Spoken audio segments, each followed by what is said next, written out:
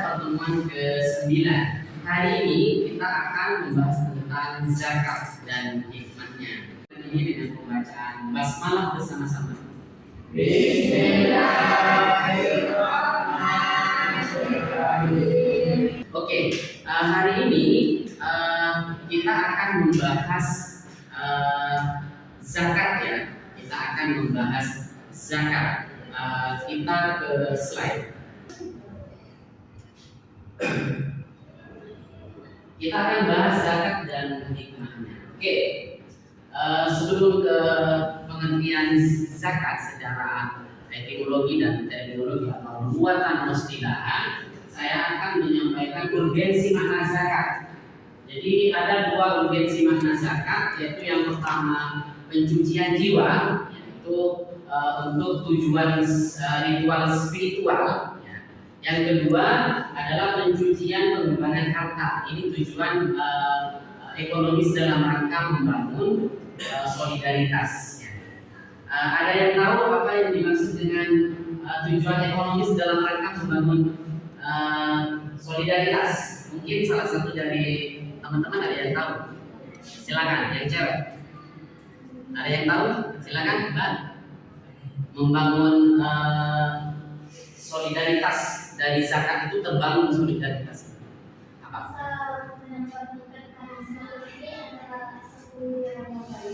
Dengan yang lainnya, dengan proses pemberian zakat itu ya.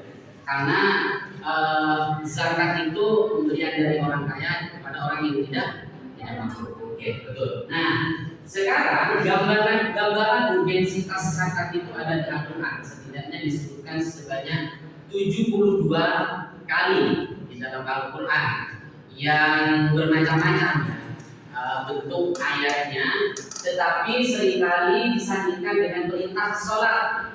Yang jawab sekarang, ada yang tahu salah satu ayat yang dari 72 ayat itu tentang zakat yang disandingkan dengan ayat sholat? Silakan, Mas. Surat Al-Baqarah ayat 43. Ya. Wakil sholat di waktu zakat waktu maqamin dilaksanakan sholat tunaikan zakat dan dukung orang beserta orang yang cukup. Betul sekali. Jadi di surat Al-Baqarah ayat 43 itu ada ayat tentang zakat yang bersanding dengan perintah sholat. Sehingga dengan demikian bahwa zakat itu dianggap sebagai ma'lumun minad din bid-darurah. Apa artinya? Diketahui secara otomatis adanya. Jadi kita sudah tidak asing lagi tentang zakat termasuk rukun Islam. Ada yang mengatakan ketiga, ada yang mengatakan keempat. Oke, next. Secara etimologi, zakat itu merupakan kata dasar masdar yang diambil dari zakat. Apa artinya? Berkah, tumbuh, kemudian bersih dan baik. Itu secara luatan bahasa.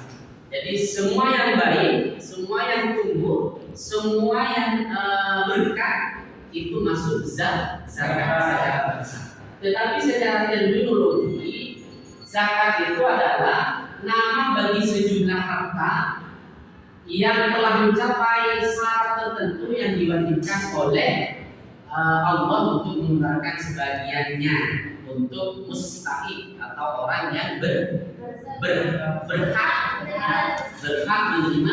menerima zakat, gitu ya. Jadi ada ukurannya kewajiban zakat itu, kemudian ada juga waktu-waktu tertentu.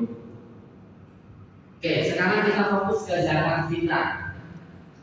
Kalau tadi pengertian zakat secara umum, ini zakat fitrah itu wajib dikeluarkan oleh setiap jiwa muslim pada bulan Ramadan, bulan Idul Fitri. Berapa besarnya? 2,5 kilo atau 3,3 per orang. Ini juga ada ayatnya di surat At-Taubah ayat 103. Ayatnya khudh min amwalihim shadaqatan tutahhiruhum wa tuzakkihim biha wa shalli 'alaihim inna sholata sakanun lahum. Jadi zakat itu harus dijemput gitu. Ya, harus di apa ya istilahnya, makanya ada amil zakat ya.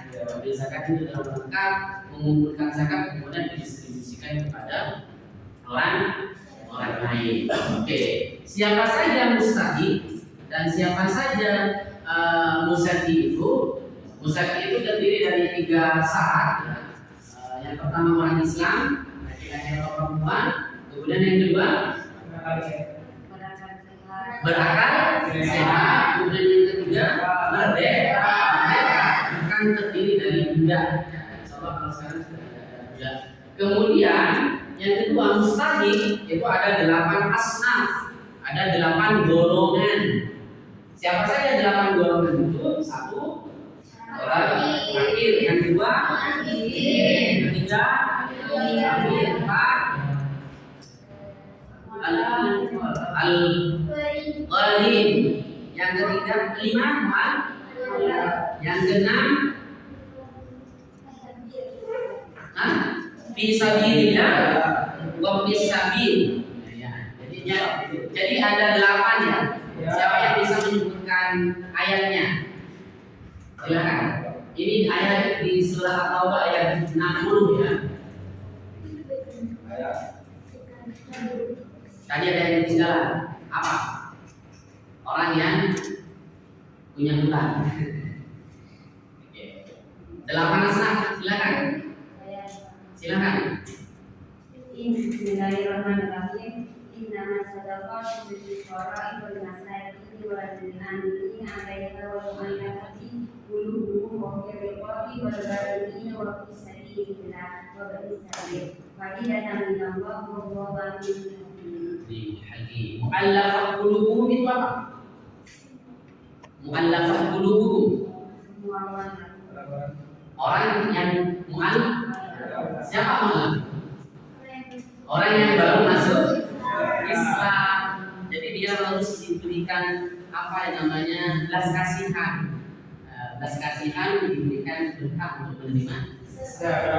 Oke, kita sudah tahu tentang materi zakat secara umum, zakat fitrah dan mustahik dan muzaki sudah tahu bersama.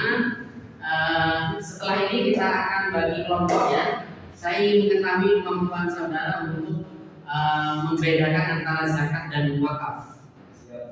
Jadi sekarang kita bagi kelompok. Oke, sekarang saya kebetulan punya artikel di jurnal ekonomi Islam. Silahkan kalian cari dan baca tentang wakaf ya. Di sana ada tulisan saya. Kemudian nanti akan saya tanyakan tentang apa itu wakaf. Silahkan dicari.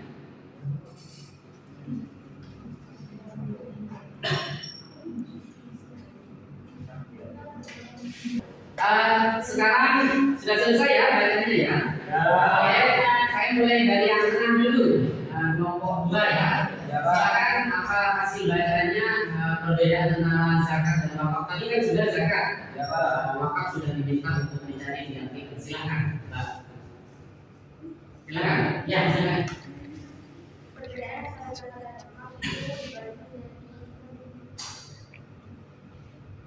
Ada 6. Silakan.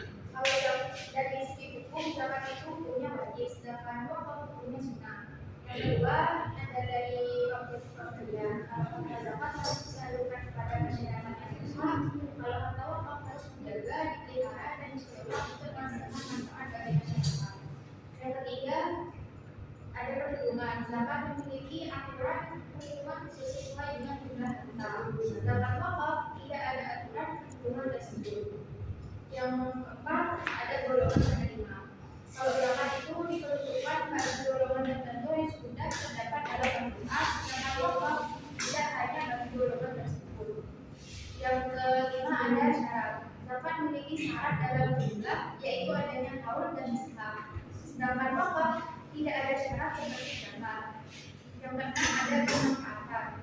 Harta wakaf akan selalu memberikan manfaat, sedangkan pada zakat harus langsung disalurkan kepada masyarakat yang berdampak. Oke, silakan kelompok 1.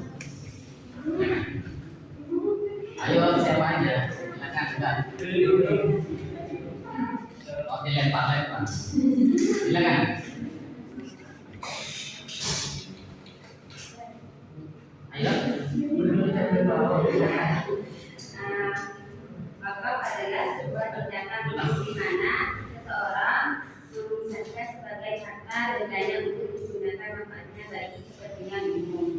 Tujuan utama wakaf adalah ibadah, kesejahteraan umum, amal dunia. Manfaat wakaf berkelanjutan, beragam, meningkatkan kesejahteraan. Tidak ya. Silakan kelompok terakhir 3. Ya. Wakaf dan zakat adalah perjuangan dalam Islam yang memiliki kebagian dan ekonomi untuk masuk masyarakat, tetapi keduanya memiliki perbedaan dalam definisi, bentuk, dan penggunaan. Sudah ya. Oke. Saya silakan kembali lagi ke tempatnya. Saya akan menjelaskan di slide. Oke. Ini semua tadi jawabannya benar. Silakan dilihat perbedaan zakat dan wakaf. Dalam arti bahasa ini zakat seperti yang disampaikan tadi itu. Kemudian wakaf secara bahasa memiliki arti menahan, berhenti, diam, wakaf. Al-waqfu kayak kita ngaji itu kalau ada wakaf kan berhenti secara bahasa. Tetapi secara istilah yaitu wakaf sejenis pemberian dengan pelaksanaannya menahan kepemilikan, kemudian menjadikan manfaatnya berlaku umum. Jadi benar tadi yang disampaikan ada perbedaan objek, kemudian ada perbedaan siapa yang menerima, gitu ya. Yang menerima kalau zakat itu 8 asnaf, kalau wakaf lebih umum. Kemudian kalau zakat itu langsung tidak ada habis, kalau wakaf itu masih bisa bertahan lama. Itu perbedaannya ya. Oke, paham ya semuanya ya? Oke, sudah paham semua? Sebelum saya tutup, saya akan memberikan tugas untuk minggu yang akan datang. Silakan kisi-kisi tugasnya sudah ada di RPS. Kemudian temanya setelah pertemuan ke-9 pertemuan ke-10 tentang zakat mal ya. Silakan mencari, mereview artikel jurnal tentang zakat mal. Paham ya? Nanti di minggu depan ditulis tangan boleh, diketik lebih baik ya. Jangan lupa nama dan NIM-nya. Oke, sampai di sini pertemuan kita. Terima kasih, semoga bermanfaat. Wallahu a'lam bishawab. Mari kita akhiri perkuliahan ini dengan bacaan hamdalah bersama-sama. Alhamdulillah. Kurang dan lebihnya saya mohon maaf. Assalamualaikum warahmatullahi wabarakatuh.